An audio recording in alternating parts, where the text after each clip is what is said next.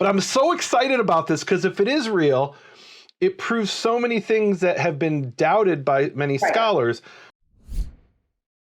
Shalom and welcome to Hebrew Voices. I'm here today with Frankie Snyder, who I have dubbed the Temple Floor Lady. She has worked in archaeology for many years and is really a specialist in sifting material. Shalom, Frankie.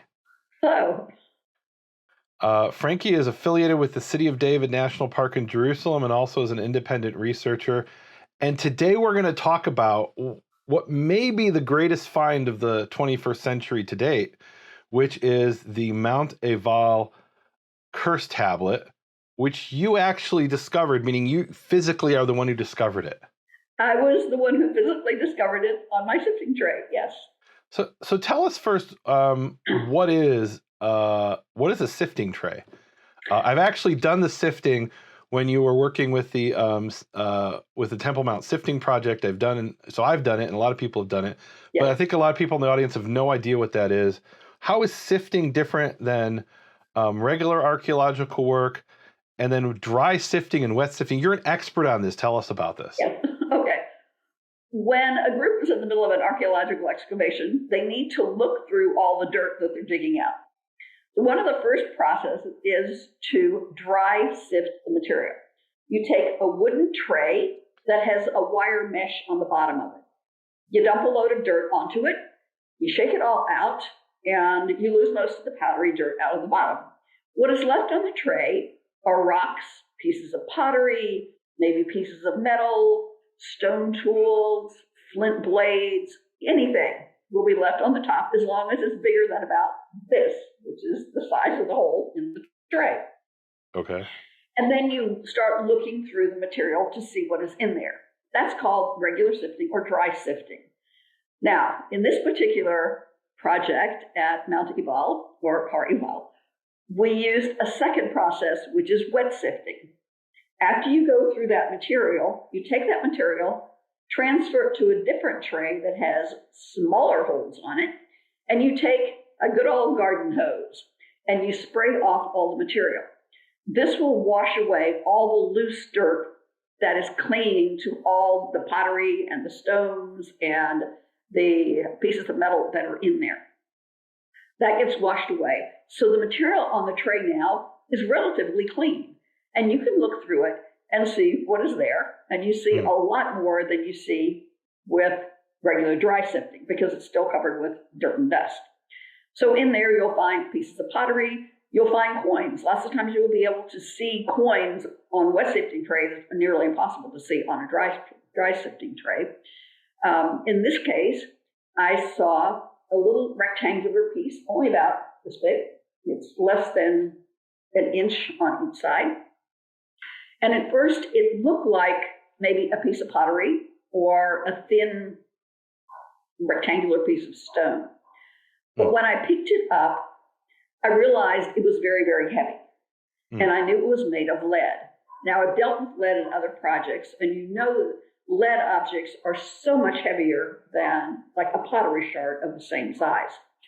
So I picked it up, and I was looking at it and thought, this is made out of lead. I looked very carefully, and on the side, I could see that it was a piece of lead that was folded over. I could see an upper layer. I could see a lower layer. And I could see that this line went around three sides of a piece of metal, and that it was folded over on the fourth side. But then I could see that it was, two layers. So I realized that it was made of lead and that it was a tablet that had been purposely folded in half. Now, it wasn't done randomly like, oh, here, let's just sling it over someplace. It was done very accurately, so the top piece was directly over top of the bottom piece. So it's like, okay, we just might have a lead tablet. So I hollered over to Scott Stripling, and I said, Scott, I've got something for you. And I go to take it to him. He says, what have you got? And I said, a lead tablet. Well, at this point, he probably had a heart attack. No, he was very, very surprised because here we were on the mountain of curses, And we have a lead tablet, and very often lead tablets are curse tablets. Wow. So our first thought was, oh my gosh, we have a lead curse tablet from the Mountain of Curses. Now, we wouldn't know what was written on the inside of this tablet for about 2 more years. So let me stop you there for a second. Yes. Tell us, you called it the Mount of Cursing. So Right. some of the audience may not be familiar with the biblical story. And it's interesting. It takes place in Joshua, but it's something that's commanded in the book of Deuteronomy. So tell us a little bit about that. Yeah, in the book of Deuteronomy, chapters 27, chapters 28, we have the story of Moses speaking to the people of Israel. And he's telling them, you're going to cross over the river. You're going to go into the land. Now, here's what you do when you get there. You are going to go up towards the northern part of the country, and there are 2 mountains there. There is Mount Gerizim and Mount Ebal.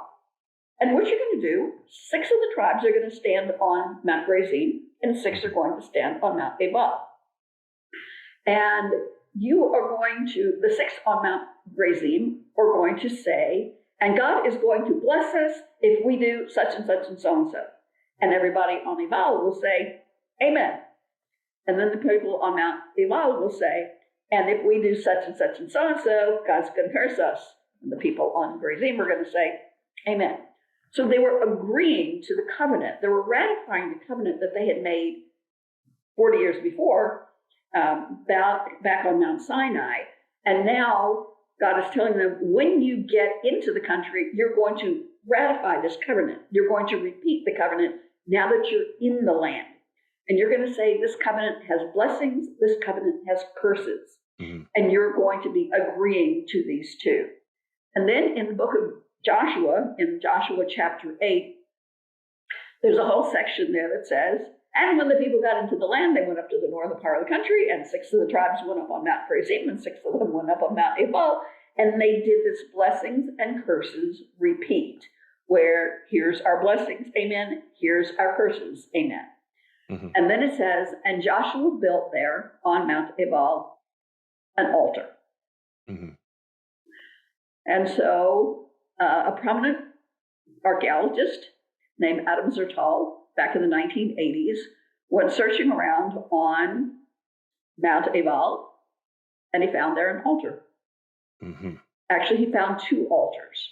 The first altar that he found was a rectangular altar that was underneath a big pile of stones. They removed all the stones, found this rectangular altar. And then as they started digging down into the central part of the altar, by taking out all the loose stones and leaving the outside wall there, they found buried underneath a smaller, older, round altar. Mm-hmm. And this is the one that Adam Zertal thought was the altar that was mentioned in Joshua chapter 8, Joshua's altar. So this is actually kind of a important and in some ways controversial. So one of the most ancient surviving splits within the Jewish people, or I should say within the people of Israel, is between the Jews and the Samaritans. Yes. And the Samaritans, they don't have the book of Joshua in their Bible. They just have the 5 books of the Torah, and their version's slightly different. In their version, it says that the altar is to be built on Mount Gerizim, not on Mount Ebal. And difference between the 2. Right. Well, and then they, to this day, they do. They have sacrifices that they bring, particularly the Passover sacrifice on Mount Gerizim, and so finding the altar on Mount Ebal by Adam Zertal, in a sense, decided the debate. In other words, it's one of the many points of debate we have going on. Right. Well, it established, yes, there was an altar on Mount Ebal, and this created somewhat of a backlash. Oh, maybe it's not really an altar, even though you found all this ash of these different bones. And I think they found thousands of bones of thousands of animals that had been sacrificed, and none of them were pigs. And I think one was a wild animal that couldn't be brought as a sacrifice. And the theory is maybe it kind of jumped in there and died. Most of them were qualified as sacrifices. Yeah. Right. I think there was one exception from what I remember. Yeah, there's like 30 years ago studying odd thing. archaeology, so take it with a grain of salt. What I do remember is the reason Adam Zertal did this excavation, what I was told, is that they saw that some sort of an agreement with the Palestinians was imminent, and they wanted to do archaeological excavations before the Palestinians came in, and this might have been handed over to them. And once it was handed over to them, they might just trash everything, or just languish. And there was a similar thing that happened in Sinai before Israel turned the Sinai back over to, in that case, it really was back over to the Egyptians. They went and did a very thorough archaeological survey. And then when they found interesting things, they would excavate on those spots. That's how they found the Kuntalat Druid inscription, which is important and is related to this. I don't know if we'll get to it. It's important because it was, up until now, the oldest Israelite inscription that mentioned the name of God. And then this inscription may be the oldest. I say maybe it's because the oldest one that has been found in Israel that has God's name that was used by the ancient Israelites. Well, let's say that's in Hebrew, because there's supposedly one in Egypt that's not in Hebrew. There is something in there, but was not found in Israel. It was found down there, So this is the oldest. Well, it's also not in Hebrew, the one in Egypt, and it's not clear that that's actually referring to the name of the God of Israel, whereas it's indisputable in Kuntalat Druid that it's Yud He Vav He. We'll get to that maybe in a little bit, but so he went around and did this survey throughout all of Samaria, and when he got to Adam Zertal was part of a crew that was sent by the Antiquities Authority for Judea and Samaria to look at and do a general survey of that whole part of the country, looking for anything anywhere that showed some kind of a settlement, some type of human activity. So it was a general archaeological survey, that was going on, but it included Mount Ebal. And So it wasn't that they were looking specifically for Mount Ebal. When they found interesting things, they're like, oh, this is an interesting spot. Let's excavate here. Here's another one. Other places, they just picked up pottery off the ground. So he excavates in Mount Ebal, and he finds this altar, which seemingly proves the Jewish side of the argument that it was Mount Ebal. Although the Samaritans will say, all right, maybe some illicit altar was built there. There will always be naysayers. Right. But anyway, and then the other issue there is that the Mount Ebal altar doesn't face the mountain that the Samaritans claim is Mount Gerizim. It faces a different mountain. But maybe that's a different mountain. Right. So they might not even be correct in what they identify as Mount Gerizim. But that's beyond the scope here. Whole other. It really is. So Mount Ebal is the mountain that nobody disputes is where the curses were proclaimed from. Yeah. Right. I've had people say, "Oh, well, the Samaritans are right because the curse was proclaimed from Mount Ebal, and why would they build the altar on the mountain of the curse?" I mean, that doesn't even make sense. They were standing on Mount Ebal and proclaiming the curse, and then the other mountain, Mount Gerizim, they were proclaiming the blessing. But it's their agreement that if they break the covenant, they will be cursed. And here they've taken this tablet then and putting it right on the altar, saying, we are agreeing. Yeah. I do want to say one caveat here, one warning to the audience. I have not yet seen photos of this tablet that are legible, let's put it that way. Hey, they talked about nobody has. They're not outside of a small team of people. So they did they did some kind of high technology. They did tomographic scanning. Tomographic, that's the word I can't pronounce. Tomographic scanning, right. Tomographic scanning in order to read this tablet. But they haven't published the results of that scanning. It is in the middle of peer review right now. The paper is ready, but it's in peer review, and it's been in peer review for close to 2 months. Okay. And 2 months is not a long time. I wrote a paper that took 2 years to be published. Right. So it actually took the first. A long time, and Scott Stripling will have more of information for you about when he thinks it'll finally be out and be published. Yeah. So I published an article where I think the first year it was in peer review, and the second year it's okay. Now it's on the publication queue when we when we have a slot open. because Right. there's 50 papers in front of you that were accepted Right. before yours. It's And- first come, first serve, and Right. eventually it was published, right? So that in itself isn't so unusual. I have no critique of that. I do want to warn the people. I don't know how this interview is going to age. It might be a year from now, or 2 years from now, or 3 months from now. We all watch this interview, this discussion that we're having, and say, "Oh, it turned out it wasn't actually a cursed tablet." Or it turned out it was a cursed tablet, and it's the most important find of the 21st century. I want to be very careful here. I have a quote here, and I love this quote. I've quoted it many times. It's a letter written by the ambassador to Venice in 1610 to the King of England, to King James I of England. And he's talking about Galileo's discovery using a telescope. And basically, it overturned everything they knew about science up until that point. It proved definitively that the let's see if I get this right. The sun is the center of the universe, not the Earth. Well, the sun's not the center of the universe; it's the center of the solar system. So That they proved that the Earth goes around the sun, and not that the sun goes around the Earth. Yes. And more specifically, more precisely, what it proved is that there were moons that went around Jupiter. And up until then, the belief was, it was a fact, it was common knowledge that everything went around the Earth. And so if this moon's going around Jupiter, wait a minute, maybe Copernicus was right. And so he writes in this letter, I won't read the whole letter, but at the end of the letter he sends to the king, he says, "So as upon the whole subject, Galileo has first overthrown all former astronomy.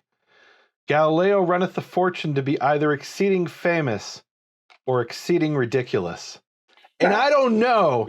I honestly don't know. Is Scott Stripling and the whole team going to be proven exceedingly famous or exceeding ridiculous? So I want to be really careful here because I haven't seen the evidence.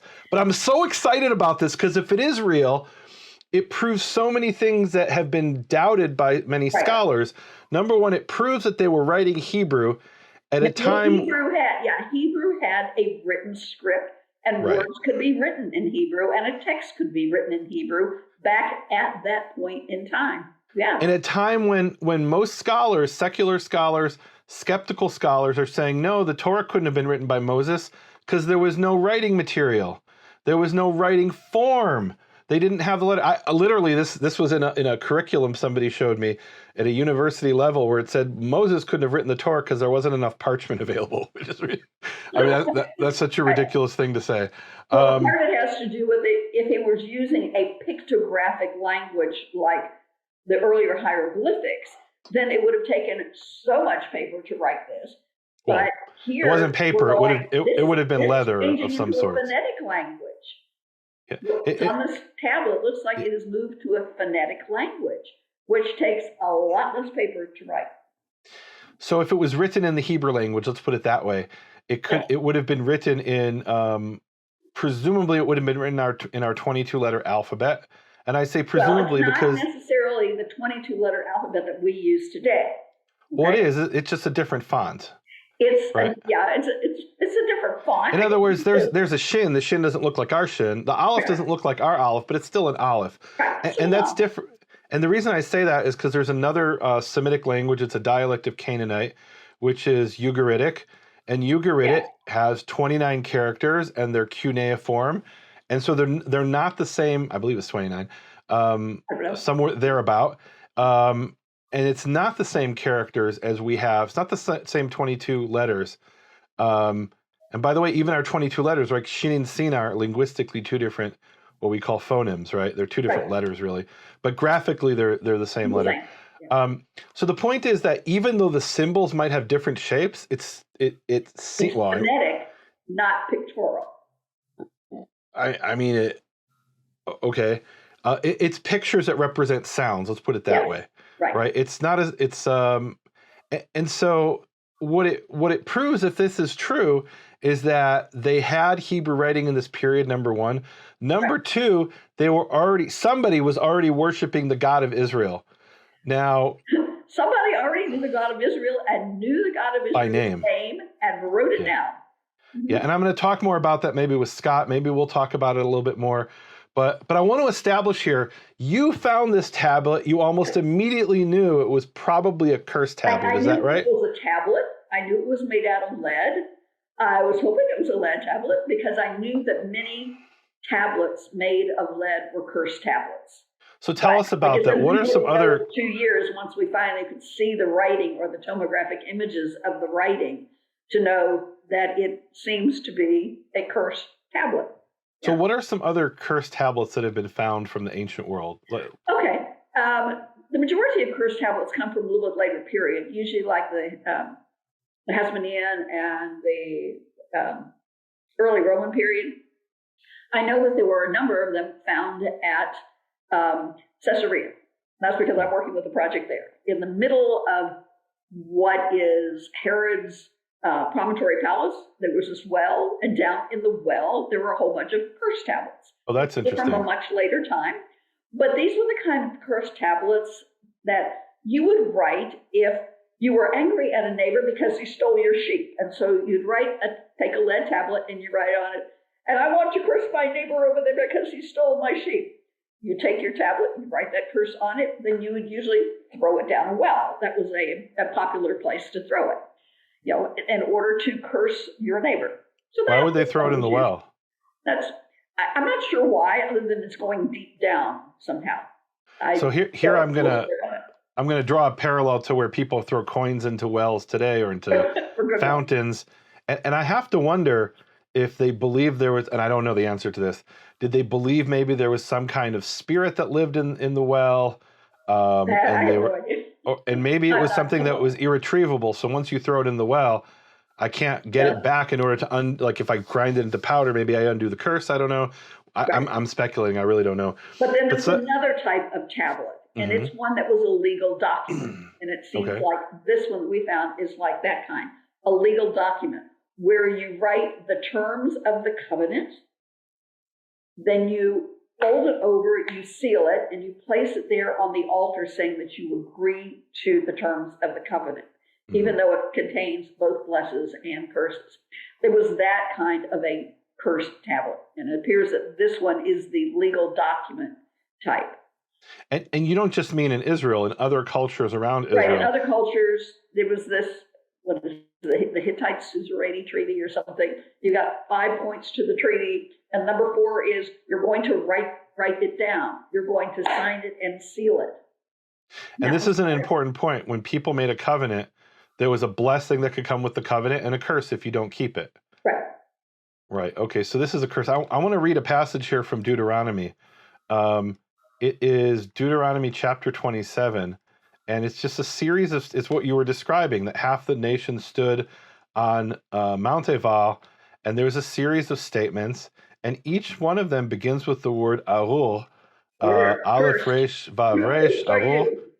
Cursed be anyone who makes a sculpture of molten image abhorred by, this is the JPS, the Lord, a craftsman's handiwork, and set it up in secret, and all the people shall respond, Amen. Cursed be he who insults his father or mother, and all the people shall say, Amen. Cursed be he who moves his fellow countryman's landmark, and all the people shall say, Amen, etc. And it's a series of, interestingly, 11 statements where it says Arur, and then there's a 12th one, which is a general statement that ties it all together in verse 26. It says, cursed be he who does not uphold the terms of this Torah and observe them, and all the people say amen. So you have 11 specific curses, and they're things like, some of them are kind of, take bribes, and he smites his fellow in secret. There's illicit sexual unions, all kinds of things like that. Corrupting judgment. All different terms of the covenant, right? Right. And these aren't all the terms, but there are a number of terms that are kind of central or that are important things. And then there's a general statement. Anybody doesn't keep any of these things and uphold all of these, he'll be cursed. And so it's interesting. I don't know if this is in any way related or important, but I noticed that on this curse tablet, it had the word curse 11 times. No, it has curse 10 times shows up. Is it 10 times? Shows up 10 times. Okay, so I was looking at the one in, what's that? And God's name, the Yud He Vav, appears twice. Okay, so I had counted and look, I looked at the, and here I'm kind of in an awkward situation. I'm watching Scott Stripling's press conference, and he's giving me the English translation, so I don't know what it says in Hebrew. I found a Hebrew version somewhere, but I don't know if that was somebody back translating the English or not. I don't know even what it says, and I'm seeing these things out of context. So again, I want to be really careful. It might turn out that this whole thing will turn out to be exceedingly ridiculous or exceedingly famous. Well, what is very interesting is that not too long after we released that information about this cursed tablet, yeah, that Ellie Shukran announced that there was a stone found in the city of David that had a similar inscription on it. Again, it was in the same type of writing. There were lots of arurs on there, lots of curse, and there were lots of you will die with the moat. It's a Memonotaph on it that was found in the city of David back in 2010. And once they started comparing the two, I know that document was seen by Gershon Galil, who was our epigrapher that we use from, or one of our epigraphers, he's from Haifa University. He saw the one from the city of David, and he's going, yeah, it's the same kind of thing. Look, here's your arur, and here's the death. And that particular one had somebody's name. They were cursing a particular person in it, and it did not have God's name in it. Okay. But when I saw that picture, it's like, yeah, here it is. Here's the olive resh, and the memtaf, for the death word in there, written all over that. All over that stone. And right now they're dating that stone. Maybe it might even be a couple hundred years older than our tablet, but it's the same kind of an idea with, cursed, and with curses come death. But it's the same kind of lettering again. I was talking to one scholar who I won't mention his name, but he was saying it seems suspicious that all of these tablets that are full of the word curse end up in the hands of this one group of scholars. But I mean, I don't think it's actually that strange, because once you find one, people say, "Oh, I got one just like that." You have a look at it, right? And also, this was that Ellie Shukran realized that his was similar to ours, has a lot of characteristics that are similar, and so he asked the epigrapher there at Haifa, to give him a general idea of how similar, how different, what is this saying, and Gershon Galil was saying, yeah, it's you see a lot of the same words in them. So the beauty of scholarship is it's kind of a snapshot of what we know at this moment. Yeah. And next week or tomorrow it could change. Once this article is published, may it be soon. Maybe it'll be published before this interview is published. Right. But once it's published, anybody can go and look at it and decide for themselves and look at the evidence. And one thing I have to say that really concerns me is they said, well, that's the writing on the inside. There's also writing on the outside, or vice versa, that we're not telling you about. You can see on the outside in one of the pictures, you can see a kind of little squiggle on it that looks like something. Yeah, you can't really make anything out. It turns out that once they've scanned it, it appears there is writing on the outside also. Right. And they're in the middle of working on that part now. The post-processing of tomographic scans, to try to figure out what's on the outside as well as what is on the inside. But the inside is the first paper that's coming out. And then later on, another paper will come out with what has been deciphered from the outside. Yeah, my concern is that when we get the reading of the outside, it'll say this was a replica made in Taiwan, right? I hope not, but we don't know. We really don't. So I want to be very careful. I'm excited, but I have to temper my excitement. Yeah, we have to temper it. Now, in a special video broadcast that was done for the people who worked on the site, we were given a look into like 2 letters on the inside. Wait, so you have inside, literally, no pun intended, inside information. I saw 3 separate letters on the inside. And I was able, based on, the alphabet that they were showing us, here's the kind of alphabet, the Hebrew alphabet that was used, I could identify those 3 letters. Now, I can't tell you which ones I saw, but I did see three letters in it. They were just showing us, watch, now as we bring this into focus, there's a letter. And going, whoa, there it is, and it's this letter. And watch the spot over here as we bring into focus. So I know you can't tell us anything about specifically what you saw, sorry. but you can rub your nose if it was the letters Yud Hey Vav. I can't even do that for you. Okay, All I can fair tell enough. you is So I one of saw yeah. we were showing like a couple letters, and it's like, whoa, that is really neat. But we did not see the full picture. Whereas I have seen the full picture of the stone inscription from the city of David. That one has been put out, and you can look at it, and you can see the olive resh, several different places around it. You can sit there and you can go, oh look, there's the word arur, there's the word curse. You can do that for yourself on it.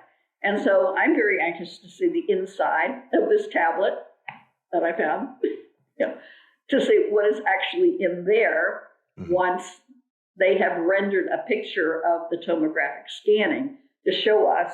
It would be a drawing, of each of those little letters that are all the way written all the way through. Well, I need to see more than the drawing, because anybody can make a drawing.